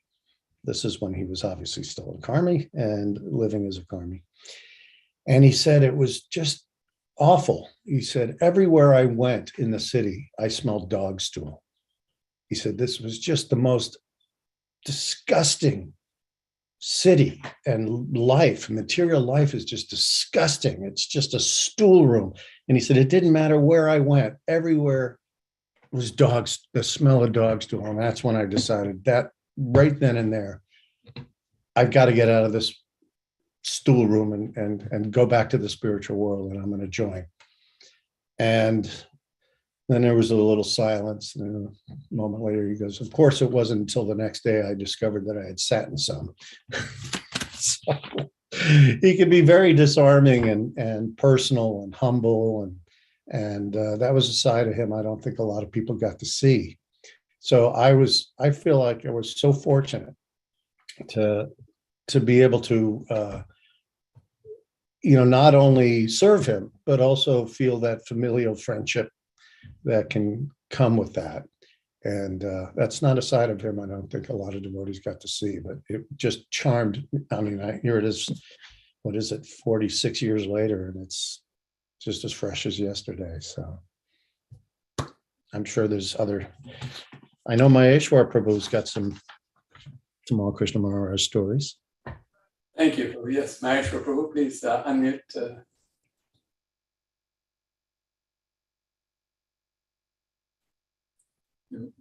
Thank you, Prabhu. Is it on? Hare Krishna? Yes, we can hear you now, Prabhu. Well, thank you, Bhakti, today for inviting me to jump in here. I believe I've been asked to speak sometime in the future. I'm not completely sure when that'll be, but I was thinking I should just honor all the stories that everybody else is giving here. But I did just send you a quick chat telling how I thought that story, Tamal Krishna Maharaj, was really cute and kind of typical. Both of them actually running through the traffic light just shows how passionate and completely focused and determined he could be, even to the point where it might have been a little bit of a bad decision. And also how, I mean, think about it. We all come to Krishna consciousness through our own unique arrangements that are made. And that just seems to fit the way that Tamal Krishna Maharaj would come to Krishna consciousness. Krishna played this sort of trick on him. He apparently stepped into something and dragged it all over the place with him while he was high on LSD, which tends to exaggerate everything to ridiculous extremes. So it probably felt like he was swimming in dog poop instead of just standing around it. In any case, I appreciate all the devotees here, and I will probably be telling some of my tales in the near future here. I didn't really have that much association with Prabhupada or Tamal, but I did have some indirect association with both of them that are very relevant, and I will share those when the time is appropriate, if I can. I just want to mention that when it came to traffic laws or anything else, Vishnu John Swami would always say, "Who cares for the laws of King Kamsa?" Good point. I have a similar story. If I can remember it correctly, Vipra, who was one of the bus drivers, I don't know which bus he was driving, but he was one of the bus drivers. And I think he also had an experience with Tamal Krishna Maharaj, where he said something like, "You got to get to New York by tomorrow night," or one of these destinations that he was pushing him to get to. And I don't remember exactly what the concern was. Vipra was either saying, the tire is going to blow, or the oil is going to blow, or something's going to happen. And Vipra was I think his previous life before coming to devotee, he's a race car driver in Germany. So he knew mechanics, and he knew them well. And he was the mechanic and the bus driver, and he was telling Tamal, "We're not going to make it. We're not going to make it. We can't do this." And Tamal was, pushing. And Vipra was, there was this mood back then that follow the authorities and you'll be doing everything perfectly. You just, what is it the Army saying? It says, yours is not the reason why, but yours is just the do or die. And Vipra kind of adopted that attitude. And he said, "Okay, we're going to go for it, pedal to the metal." And sure enough, they got halfway to wherever they were going, and the bus blew up exactly like he said it would. And again, I think Tamal was pacing around profusely apologizing for his passion, just like he did in your case. So I remember Vipra telling me a story and then it might have been the same experience, but he told me that he was hallucinating. He didn't even know who was driving the bus. He said he had been he was driving for so long at night with I think he even said he tried to drink some coffee or whatever just to keep him up and going. But he said he was seeing Spanish galleons and all these bizarre, visions he was having while he was driving, that it became obvious to him that had to be driving. Unfortunately, that this pushing people to the point. I mean, I don't know what everybody else's experience was, but when I joined the temple and I directly got on the Radha Damodar bus, which I'll tell about when my turn comes up, there was this almost fanatical, and also at the New York temple when we were on 55th Street, probably for me at least more so, because I wasn't a bus driver, but was this push for all of the devotees. I mean, I to this day, and now I'm 68 years old, and I'm remembering, I seem to recall Prabhupada saying is that as you get older, you need less sleep, which is exactly the opposite of what all the karmis tell you. And there was this insane kind of like, at least in my circles, it appeared to be this insane thing, which is if you slept more than 4 hours a night, you were in Maya, and you better get up. And like I said, in my social circles, that's kind of what the standard was. The problem is that, when you're driving a vehicle and you're not really well slept, you are running very serious risks of terrible accidents. And I do seem to recall, and Rajendranath, another devotee, it'd be great to get him on this program if you can, because he's had a lot of experience with Tamal Krishna Maharaj, and he was the accountant for Radha Damodar, and very, very intimately involved in organizing, shipping books to all the buses and all that kind of stuff. We should get a hold of Rajendranath, and he would love.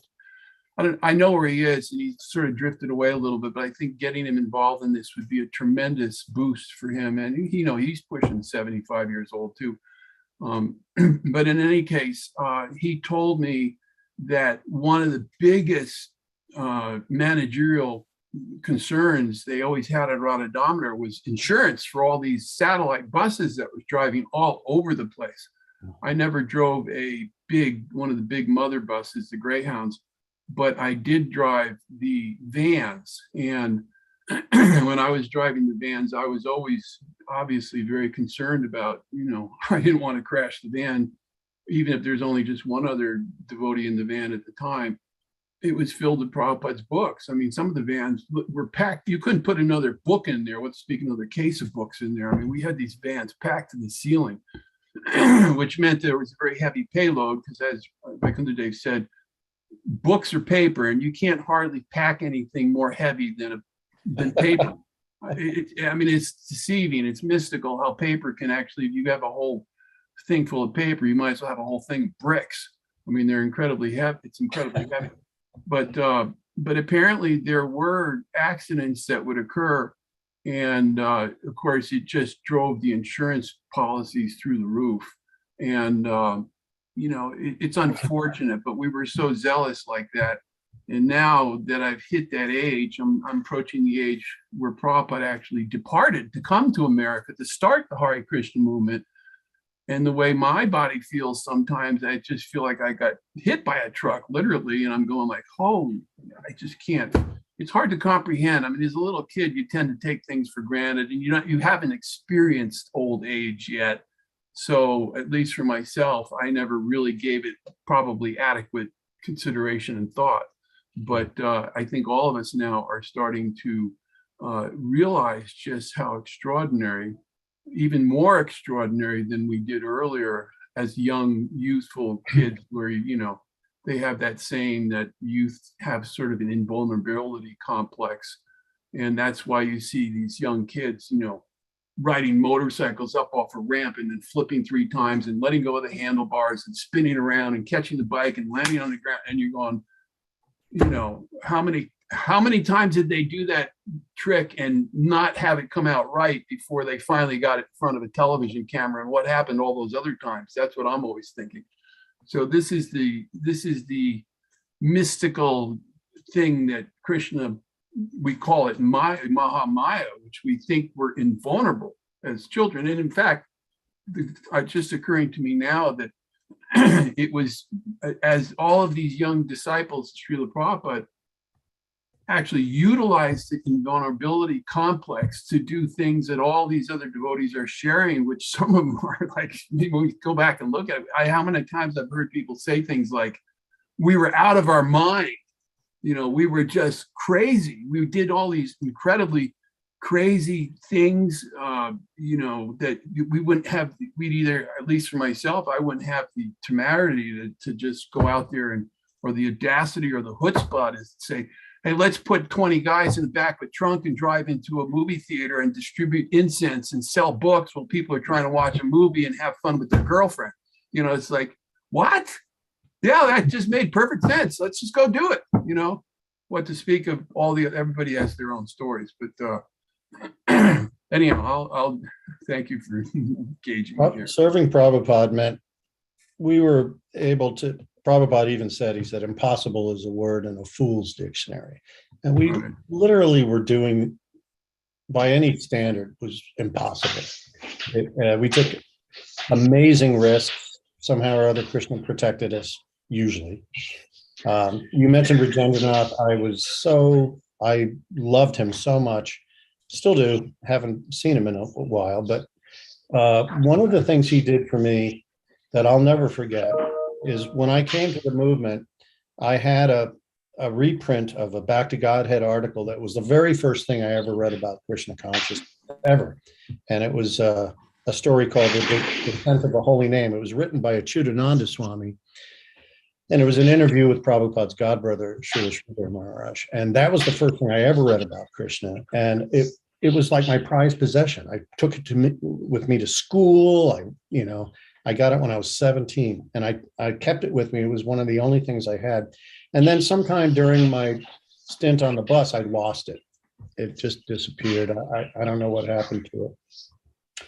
And 2 years later, I was living gosh, I guess I was still I went back to New York and I was at the 55th Street Temple. I got an envelope from Rajendranath in Dallas. So, and I opened it up, and this was, now it was 1978. So it was about 2 years after I lost it. And it was that article. And, he had found it, and it had just my signature on it. And he mailed it to me. He knew, I guess I had told him about it. And it was 2 years later, and he mailed that to me. So that was the kind of love and connection. I think, in battle, when there are, in wartime, the bonds that are forged between the soldiers and the men on the front line, they're very deep, and they're not mundane or ordinary. Those are unique experiences because the connection is so rare to have that. We've been in battle together and we've saved each other's lives, or however that looked. And we had that on Radha Damodar, I think, to a certain extent. And so just, like I said, it sort of made living in a temple or staying in a temple after being out on the bus party for a while, it felt bland. Actually. It felt a little bland. And so whatever discipline I have to give credit to Tamal Krishna Maharaj and the Radha Damodar bus party, because they whatever laziness I had, they beat it out of me. that was done. Yeah, I'd like to also make a very heartfelt gesture toward Rajendranath, because I eventually caught up with him again when I came back from India in 1981 or 2 in LA.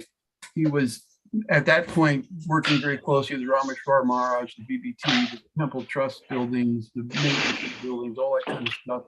He had a very, very analytical and extraordinary brain. Was able to actually do digital mathematics in his head, which if you're a computer person, you understand what that means. And when I got back to LA, I could sort of see that I'd probably be heading towards householder life, and I wanted to have a decent career in order to be able to support that. And Rajendranath actually was my computer guru, and I was working as a paralegal to Amarendra in the legal office during the early days of book distribution and opening up public parks and particularly in those days, it was an ongoing battle with all the airports across the country, which we eventually lost, but we were able to distribute books in the airports for about 10 years before they finally closed all the loopholes and pushed us out on the streets. And then, of course, in 1991, we couldn't even go into the terminals like we used to be able to. But Rajendranath actually provided me the foundation of a full-blown computer education while I was working in the legal office running their network. They had bought an Altos computer, which was one of the first computers that allowed you to network multiple terminals to one CPU. And it was a great learning experience. And through his constant, teaching me new things and concepts and all this, I was able to actually eventually get a professional career as a database analyst for the United States Navy at Fort Wayne Navy Surface Warfare Center. So I'm very indebted to him, and he's very dear to me. So I will try to get that information back to the people who are organizing this and request you to reach out to him, because I think I really think at this point in his life he did it. He said another interesting thing, and Rajendranath had some really unfortunate things occur to him. He married one lady because Rameshwar told him to, which is back in the early days. This was popular in LA, at least I know in LA, probably other places too, where people would get married just simply so they can get a visa to come into the country. And that was obviously just a mock marriage, and that just was quickly dissolved a year or two later. Then he got married to another lady, and he got married to another lady, and I think he got married a third time. I'm not sure exactly how many times. And each one of them had rather a very sad story that was of not his fault. And it was not these other people were just not ready for Krishna consciousness, I guess is the best way to say it. And he was still very committed. But he eventually found a wife in the professional career. He was a Unix computer programming. He was an extraordinary computer programmer writing in Unix, and he actually wrote his own applications. He's way out there in the tech world. And he eventually left and married this lady and went away. And it was a very shocking thing because he was there one day and the next day he was gone. And everybody was coming to me to ask what happened. What happened? He didn't leave any notes. He didn't tell anybody. And he was quite a reputable, visible person in the community. So it was hard for people to understand. And so I tracked him down and I said to him, I said, Rajendranath, what happened? I mean, all the devotees are missing you and blah, blah, blah. You know, it's like, what happened? And I understood why he did it. And he was very open with me about it. And it was basically his wife was saying, well, you know, we can't raise a family in a little apartment in LA. Let's go get a nice house. And it was, you know, pretty understandable at the time. It was not necessarily common. I think I also followed a similar footpath shortly thereafter, or maybe even before. I actually came to Ojai before that. So people were moving out and actually establishing homes. So he chose to do that. But the cute thing he said in the letter that he wrote me, he said, Maheshwar, he said, don't worry about it. I'm just blooping for 20 years. And so I think I got a hold of him not too long ago and said, hey, remember when you said that? He said, you know, you need to come back and associate with us again. So I would really encourage the people organizing this to reach out. Why don't you send him the link to this? Yeah, I'll try to send it on YouTube. I'll try to send him a heads up also and tell them that you might be calling him, but that might be a little bit off the topic here.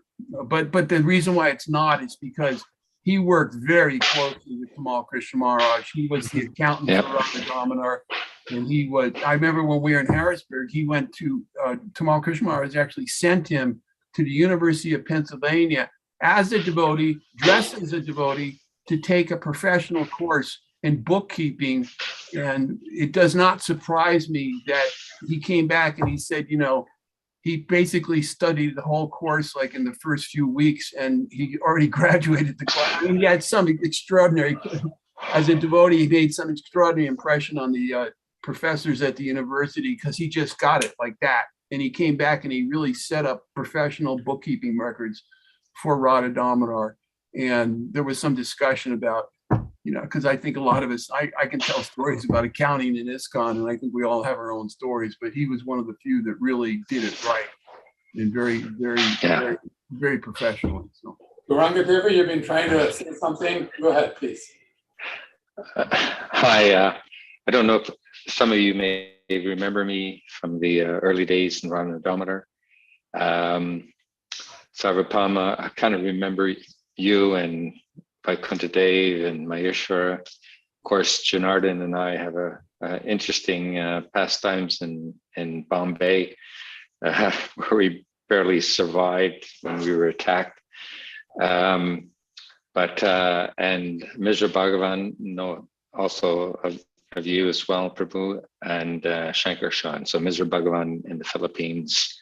And also I joined in 1974. Sarvopam also in Boston in August. That's where I came down from Montreal. So, and immediately I got involved in the Sankirtan party. So I think I was with Vishnu John and Tamal Krishna because I went earlier in 74. I saw Prabhupada in Chicago, and then went to the Janmashtami festival in Vrindavan where I saw Vishnu John and Tamal Krishna and Drishtadyumna. And I saw Vishnu John, and that was it. I said, I got to join these guys wherever they are.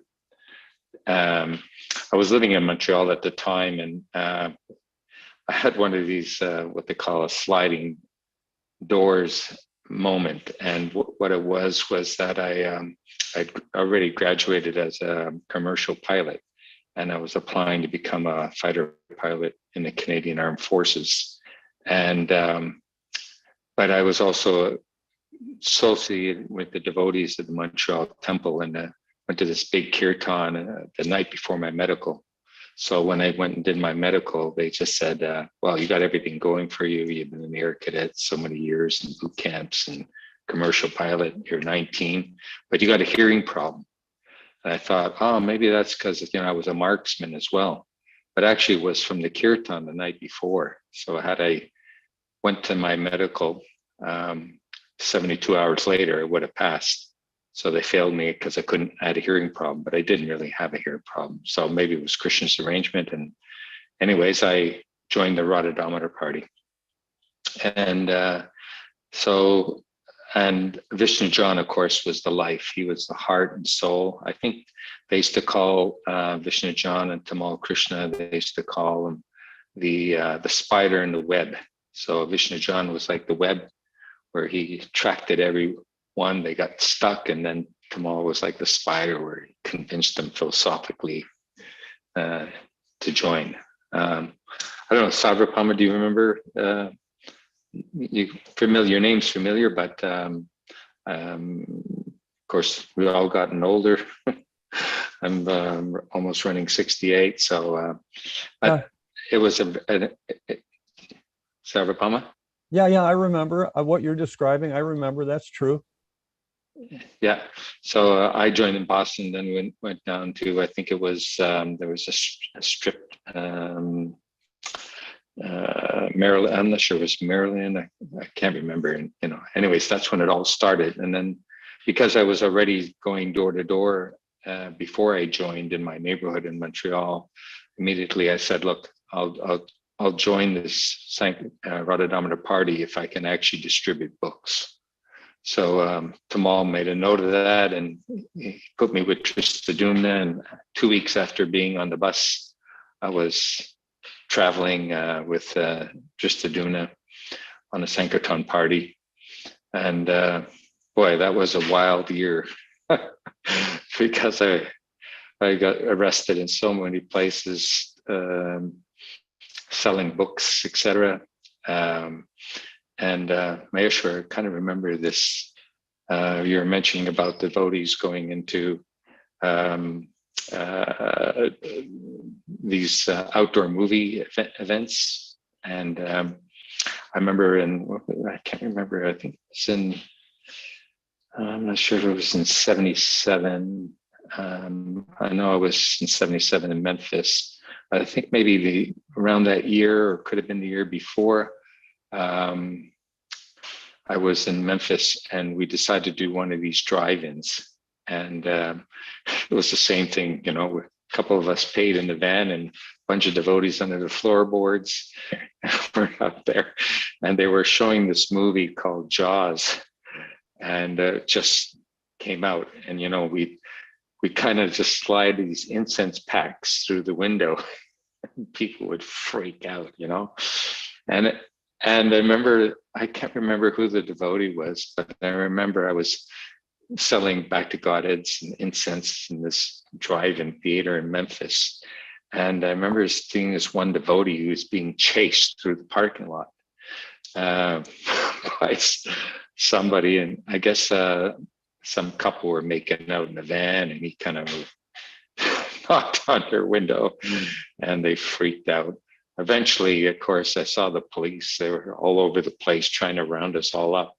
So we were in, eventually they did. There was about, I don't know, it must have been about 6 of us at least. And we were in the office, and the police came.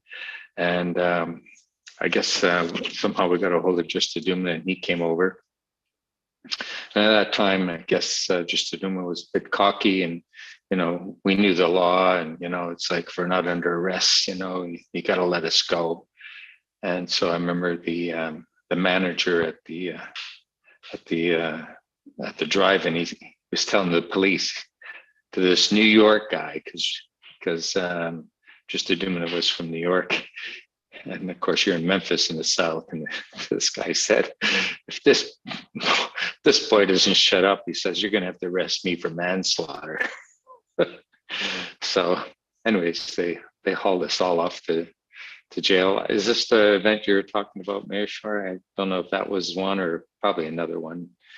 You were mentioning something about a drive-in and book distribution. Well, Gauranga, you're going to have to forgive me, because my memory of the things we did on Radha Damodar is like really in the past. And I just can't hardly remember any. I remember Chota Haridas there. I remember there was a devotee called Vrindavan that I went out to distribution with. And I remember going out with a devotee called Bala Bill, who I did actually. Oh, yes. I got some kind of an email or some kind of a Facebook thing from him over the last 10 years.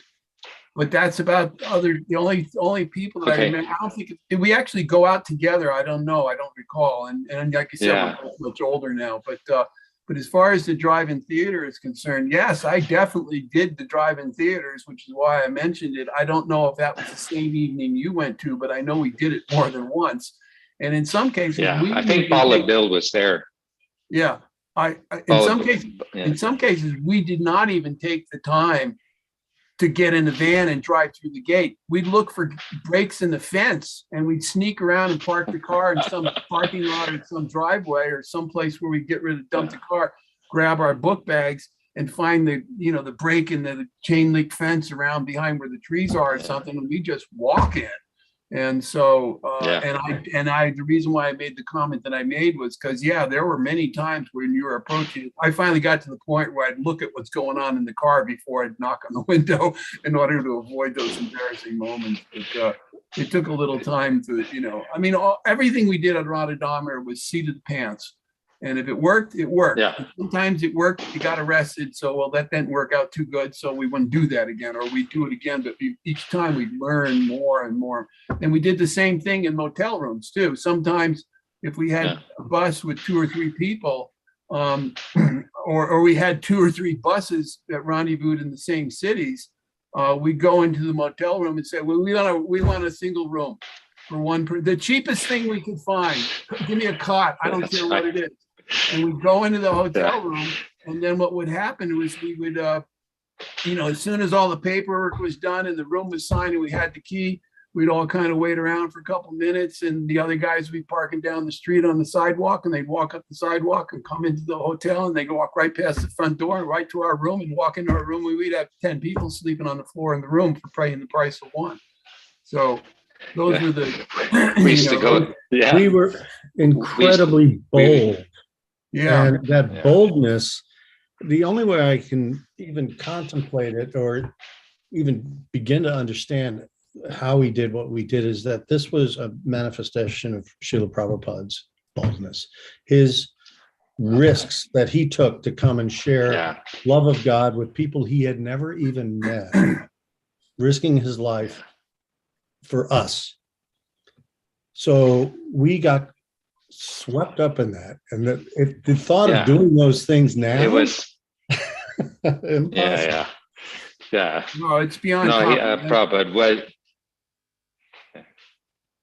Prabhupada was the inspiration for me, beyond a shadow of a doubt. When I saw him in '74 in Chicago, it was like such a light bulb moment, and so all those times, being, I think after about 2 months, they put me in charge of a party. So I had my own van, and Bala Bill used to be on my party. I think that devotee who was being chased was Johnny Kinath, devotee named Johnny Kinath. But and Indra was on my party. I remember, and I used to have to push him out the van. Come on, Indra, you got to get out there. We're all doing it. Who was the bus leader when? Well, Dayal Chandra. Dayal Chandra. And Dayal Chandra and Vipra also. Vipra. So this was before, because he was on our bus with Gopi Janabala in the summer of '77, along with Casey. Yeah, so probably maybe in 74, 75, but we were satellites. So, we had about 5 vans, and we just catch up with Dristaduma and Tamal and Vishnu John and a number of different places. And you want to say something, Maheshwari? Yeah, I don't know. I was not there for this event because I was in one of the satellite vans, but also to share with the people who want to really capture the mood we were all engaged in at the time. apparently we came to LA. I joined at University of Kansas, and I came across the country. This is my first experience with Hare Krishna devotees, and eventually ended up in LA. And at one point we went down to San Diego, and I think that's where I split off and went off in a van to do Kmart parking lots, were the big ones. Apparently what happened was somebody joined our bus in San Diego. And back then, there was this almost idiotic, naive idea that you want to join the Hare Krishna movements? Come on in, everybody's welcome. And there was no thought of the fact that maybe some of these people that were joining, as we eventually found out through the hard knocks of learning legal problems, some of these people were not very reputable people. And apparently somebody joined the Radha Damodar bus in San Diego. And as the bus was driving up, God, I can't remember the bus driver's name. Priyat Bhanu? It started with a V. He was in Chicago. Anyhow, they were driving back up from San Diego, and the police pulled the bus over. They were driving down, minding their own business, and all of a sudden the sirens are going, and 2 or 3 cars are following the bus, and he pulls the Keshwar Pandit. Keshwar Pandit was the driver. He's pulling, the Keshwar Pandit. So he's going like, what's going on? So he pulls the bus over, and the cops come up to the bus with their guns pulled, and knocking on the door. And making it very clear, and there's not one cop car, there's 2 or 3. And they're making it very clear that they don't want any trouble. And they're knocking on the door, holding their guns ready to go. And they're saying, we want every person on this bus on the ground with their hands behind their head, face down, lined up in a row. This is the way it was described to me. And I don't know if any of you were there for this event, but and what occurred, the reason why this happened was because they picked up somebody in San Diego, and the guy he sprung jail, and he bailed on his bail, and he wanted out of town because he had no intentions of going back to the court. And somehow, some way, the police figured out, probably went to his friends and said, yeah, that guy, he jumped on that Hare Krishna bus and he's gone. Well, it didn't take too long for the police put their telephones and their walkie-talkies to figure out where our bus was, because it was painted up, orange and red and yellow or whatever we painted it as. And, and you can tell a Hare Krishna bus, there's, it said Hare Krishna right across the front. Yeah, well, it had Hare Krishna. Dead giveaway. That kind of helps too, and Copen's hanging out the window or whatever we were doing, and the cops pulled us down. And I remember, I think Sudama could be a little bit, what's the word? Flamboyant? Yeah, flamboyant is the word. And because he was the senior sannyasi on the bus, and I think he felt like, well, you can't do this to us. We're Hare Krishnas. And the cops, of course, put a quick end to that and said, you put your face down on the ground. And eventually they found the guy they were looking for. And they finally put all the pieces together. Once they found the guy they were looking for, I said, okay, all you guys can get back up and get in the bus and get the heck out of here. There were some truly unhinged people. Yeah. That came through New York, especially. I mean, another example of that kind of strangeness was, I recall, and Garung, you might have some experience. It seems to me that there was always the concern, they kind of paired people up for 2 things, to match a little competition when you're doing Sankirtan, because Kmarts weren't airports. They were a whole different animal. And the other thing was, there was always a little bit of concern that you might not come back at the end of the day, and the people you left off were still there, because somebody would decide, I'm going somewhere else, and they would just literally disappear, and they'd leave their book bag under the tree. We used to go out. My best of my knowledge was 2 of us would work. They work as a team, particularly for this reason. So if somebody left, you're not in the same part of the parking lot. In fact, parking lots became a whole kind of dodge cat and mouse game with the security police and the security cards driving around and stuff like that. And sometimes you get arrested, so you'd want to make sure, or if you got caught by somebody, you'd go to the other devotee and say, hey, there's a security man and he looks like this, and watch out for him and stuff like that. We all had all these strategies to duck behind cars and avoid what the people were going to do. But and I know when I joined, I surrendered right out of my fourth year of college at the University of Kansas. And I know the first couple of weeks that I was on the bus, Drista Dumi was watching me with hawk eyes, because he was afraid that I might have a girlfriend or that would be just too rough. And to a certain extent, I had no idea what I was joining when I joined Radha Damodar. And so he was very, very cautious about, and back then, that was when the Ted Patrick and the deprogramming was at its heyday. Correct. And not only were devotees looping, but Ted Patrick was out grabbing them and bringing them back to hotels and chaining them to toilet seats with, and would not let them go unless they ate McDonald's hamburgers in front of them and renounced the Hare Krishna. Deprogramming, yeah. It was called deprogramming, yeah. So, I remember that. I mean, it was the Wild West as far as preaching. It was anything goes. Anything goes and anything can happen. And I remember, yeah, so I used to have to 11 o'clock, which is, we've gone past that time. I have, people hosting this were actually telling me that it's past our time. We will continue this on Saturday next week at 7 p.m. Dallas time, or Central, which is 8 o'clock Eastern and 5 o'clock Central Pacific. And let's do the conversation in another 5 minutes, but we really need to stop so that the host can move on to the next program. Thank you very much. I'm really sorry to intervene like this. Yeah, that's all right. Look, it's midnight here in Perth, Western Australia. Oh, so a little earlier would be good. 9 o'clock. 9 o'clock in LA. Yeah. I'd like to make a final note just about the endurance that we were able to do.